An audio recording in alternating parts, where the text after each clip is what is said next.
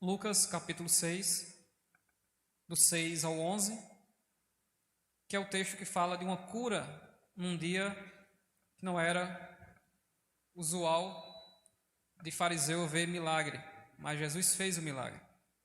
A cura de um homem que tinha uma das mãos mirradas. E o texto diz: E aconteceu também, em outro sábado, que entrou na sinagoga e estava ensinando. E havia ali um homem que tinha a mão direita mirrada. E os escribas e fariseus atentavam nele, se o curaria no sábado, para acharem de que o acusar. Mas ele, conhecendo bem os seus pensamentos, disse ao homem que tinha a mão mirrada: Levanta-te e fica em pé no meio. E levantando-se ele, ficou em pé. Então Jesus lhes disse: Uma coisa vos hei de perguntar: é lícito ou permitido nos sábados fazer bem ou fazer mal? Salvar a vida ou matar? E olhando para todos ao redor, disse ao homem: Estende a mão. E ele assim o fez. E a mão lhe foi restituída sã como a outra. E ficaram cheios de furor, e uns com os outros conferenciavam sobre o que fariam a Jesus, e você diz amém. Amém.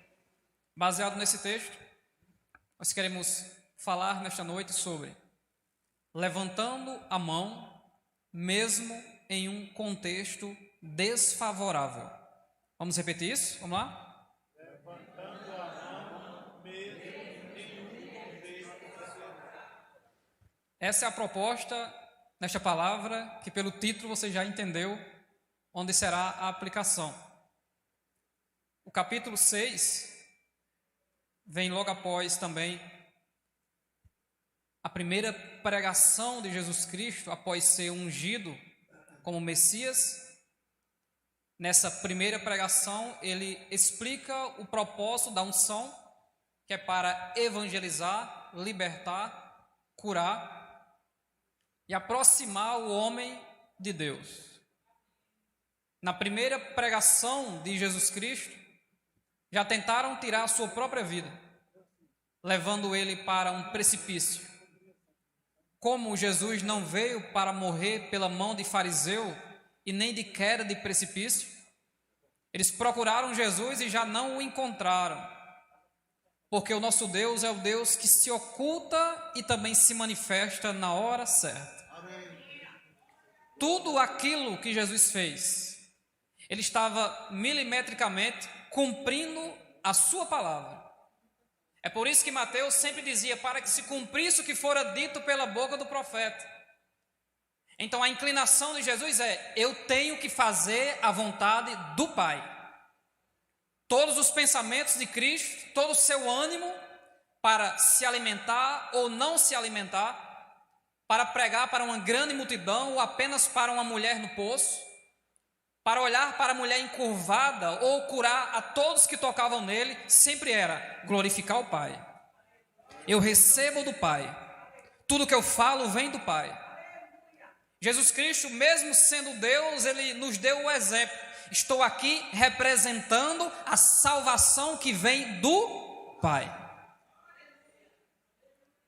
Mas até o próprio ministério de Cristo, assim como o seu também tem a oposição, não só dos seres sobrenaturais e espirituais, mas até daqueles religiosos que o próprio Cristo veio para libertar, e ele libertou muitos deles, porque a palavra de Deus é poderosa para quebrar os grilhões do pecado, para derrubar as cadeias do inferno e para amolecer o coração que endurece. Mas uma coisa nós temos que considerar: quanto mais nós nos quebrantamos diante da presença de Deus, mais a ação de Deus é aquela que abraça e coloca a nossa cabeça no peito dele. Mas também quanto mais nós endurecemos a nossa cerviz e o nosso coração e resistimos a um Deus que chama, capacita e envia, sabendo o propósito que Deus tem na nossa vida, também Deus endurece a ação que Ele tem para conosco também. Deus investiu na sua vida e não foi pouco. Deus investiu durante anos. Antes que você fosse formado no ventre, lá da sua mãe, era um zigoto, era um feto, era um bebê que nasceu. Deus já estava separando e consagrando você para uma grande obra. E o texto começa com Jesus entrando na sinagoga como de costume. E o texto começa falando uma primeira característica da ação de Cristo. Ele estava ensinando. Jesus, ele é o semeador. E sendo ele o semeador, ele é persistente na pregação. Ele não desiste. Não importa qual o tipo de solo, ele está lançando a semente. Não importa se entregou agora, se humilhou agora, se rendeu agora, se já foi curado ou não, se já levantou a mão ou não. O que importa é que Jesus, ele é perseverante. Ele não desiste nem de você, nem da tua casa, nem do teu vizinho, nem da igreja, nem do mundo. O mundo promove algumas coisas e ele tenta ludibriar a igreja, dizendo: igreja, vem para perto de nós, vem parecer como um de nós. Mas a igreja não, ela é diferente. Ela está dizendo: não, a minha função é anunciar a palavra do Deus Todo-Poderoso. Nós não temos nenhum entretenimento para você que me ouve nesta noite. O que nós estamos aqui é para declarar e anunciar que Jesus Cristo morreu há 2000 anos atrás, ressuscitou dos mortos, foi-lhe dado todo o poder nos céus e na terra, e agora nós anunciamos: quem tem sede, venha para a igreja, porque aqui tem a água que mata a tua sede.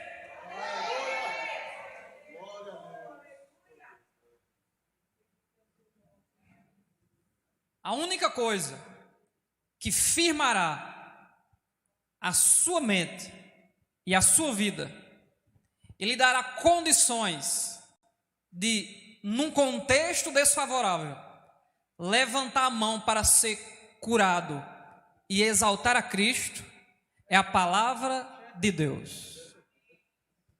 Quando a palavra de Deus sai da boca de Deus, ela não volta sem resultado, disse o profeta Isaías. E quando Jesus entra na sinagoga, como de costume, pregando a sua palavra, o texto ainda no primeiro versículo, que é o versículo 6, me dá outra característica do que acontecia naquela tarde de sinagoga. Enquanto Jesus ensinava, diz o texto que havia ali um homem que tinha a mão direita ressequida, mirrada. Só tinha ossos, tendões e pele. Então eu posso conjecturar que o homem está lá atrás, escondido de toda a multidão, com vergonha, porque uma mão mirrada não é uma aparência muito boa, é uma mão seca. Provavelmente ele está escondendo a sua mão dentro da sua túnica ou do seu paletó.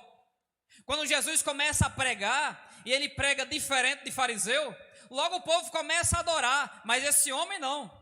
A mão direita, a mão da adoração, a mão da destra, provavelmente está escondida, porque ele diz: eu tenho um passado, e esse passado me fez isso, e hoje eu tenho a mão ressequida. Eu sei que a palavra dele é poderosa, eu sei que ele prega diferente, eu sei que tentaram matar ele, eu sei que todo mundo que toca nele é curado, mas eu estou com vergonha. O povo da igreja conhece o meu passado. Vou ficar aqui atrás, vou esconder a minha mão, vou dizer um glória a Deus e um aleluia. Não sei o que vai acontecer, mas eu sei que aquele homem, ele prega diferente, ensina diferente e faz coisa diferente. Glória a Deus. Não sei se você está entendendo esta palavra nesse momento, mas o que o texto me diz é: que Deus sabe o endereço da mensagem. Havia um ânimo de outras pessoas naquela tarde, que eram os doutores da lei, os fariseus, os populares de entre o povo. E o ânimo deles era diferente. Eles queriam pegar Jesus numa falha para acusar. Então Deus vai atentar para quem? Deus vai atentar para quem tem uma necessidade e está se humilhando diante da sua presença. Então o endereço da pregação de Jesus não é para fariseu, não é para escriba, não é para os termômetros do culto. O endereço da pregação de Jesus é para quem está lá atrás, não no sentido de estar lá atrás, é para quem está se humilhando diante de Jesus. Eu sou falho, tem algo que está torto em mim, mas eu creio, tem uma bênção de Deus que está saindo lá do céu, nesta tarde de sinagoga, nesta noite de sinagoga, a palavra de Deus está sendo pregada e Deus conhece a tua necessidade.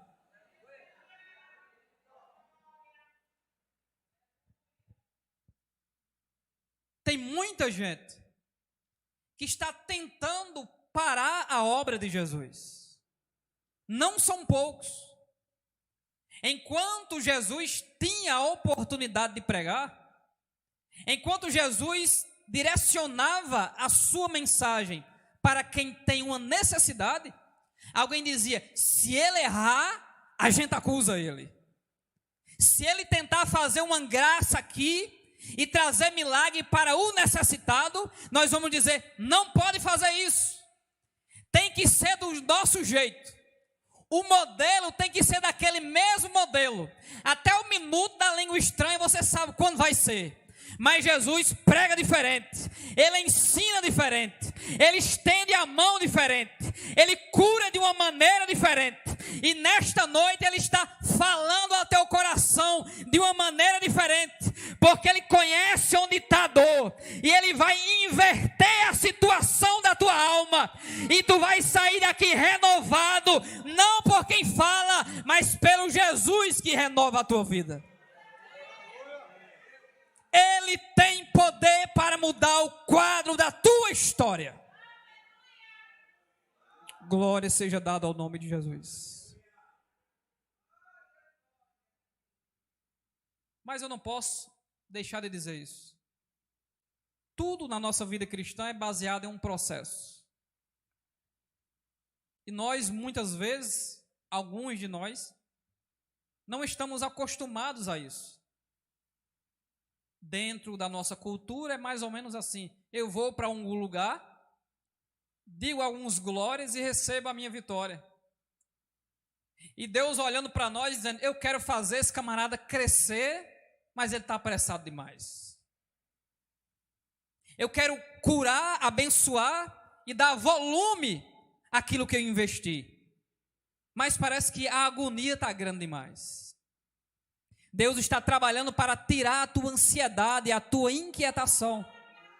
Para você olhar para o Salmo 46 e dizer: eu creio, ainda que a terra se mude, ainda que os montes se transportem para o meio dos mares, ainda que as águas rujam e se perturbem, eu não vou me perturbar.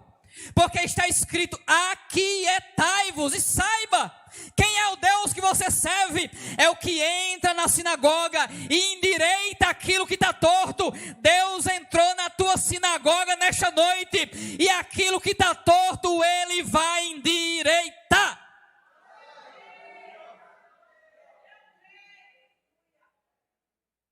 Mas tudo é baseado num processo. E como eu disse, o homem está lá atrás, escondido, tentando esconder a sua vergonha, tentando esconder o seu passado. Porque se ele colocar para fora, haverá acusação.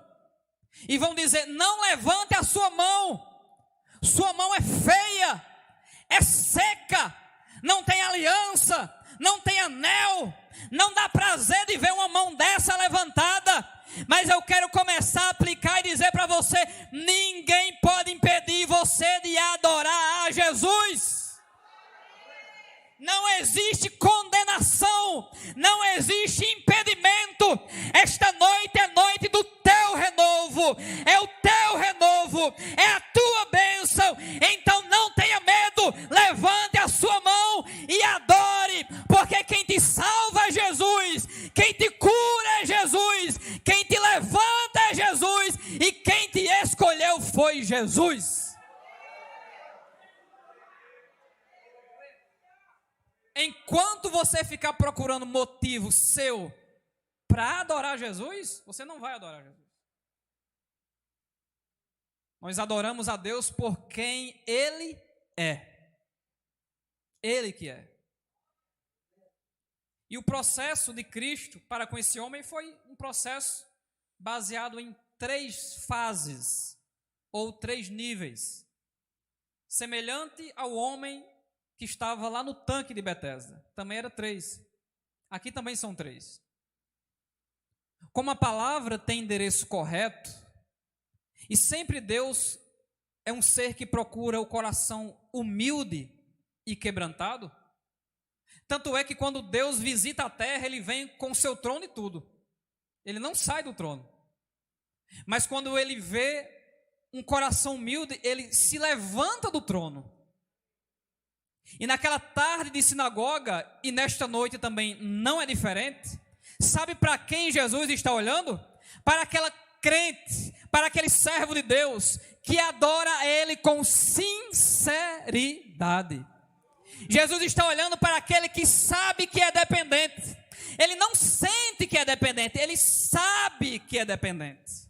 Você é dependente de Deus. Sabe por que no final do culto tu estarás alegre? Por causa da graça de Deus. Sabe por que tem alimento para tu comer lá na tua casa? É por causa da misericórdia de Deus. Sabe por que Deus te livra do acidente, do vírus, do inimigo?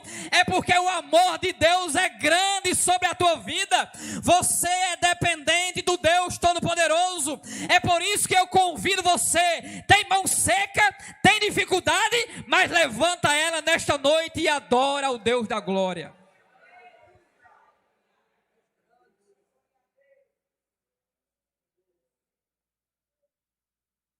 Jesus, ele não é amostrado, ele é digno.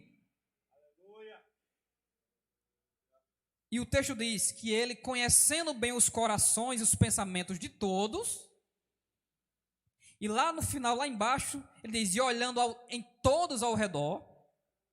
Então Jesus está preocupado em quê? O que ele vai fazer com aquele homem e o que todos estão pensando. Ele está preocupado com isso.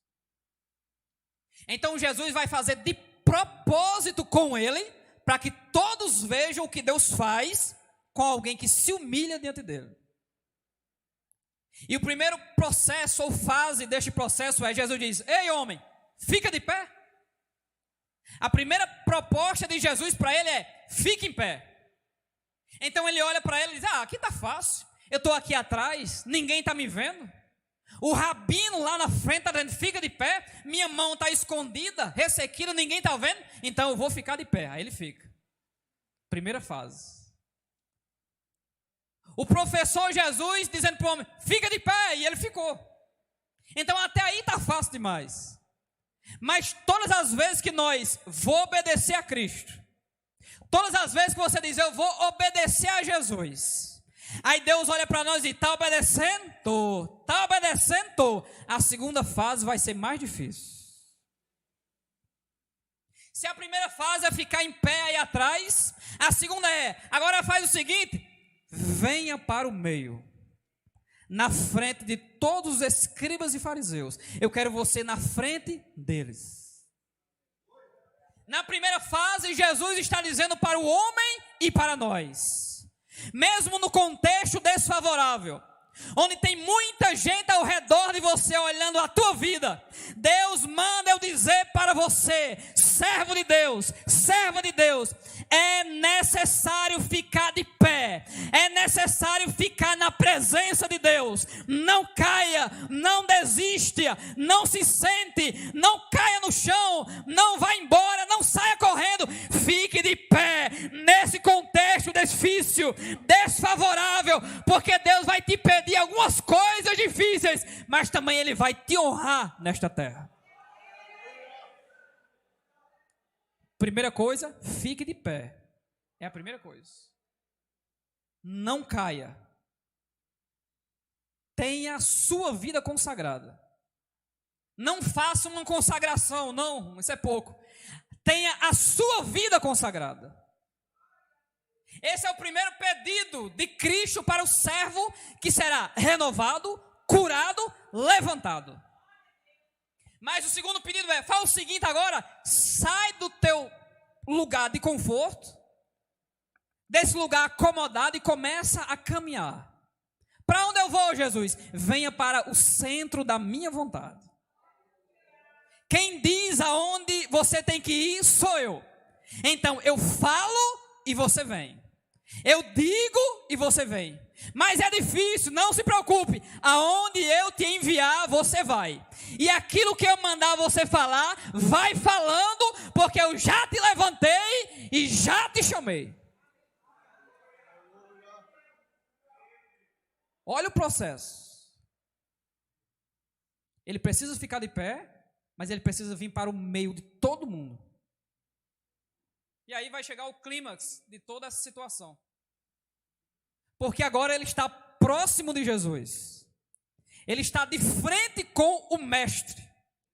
Aquele que pode todas as coisas. E um dos maiores privilégios meu e seu é aquele que você tem hoje. Está diante da presença de Jesus. Não sei se você acredita, eu sei que acredita. Jesus Cristo está aqui na pessoa do Espírito Santo.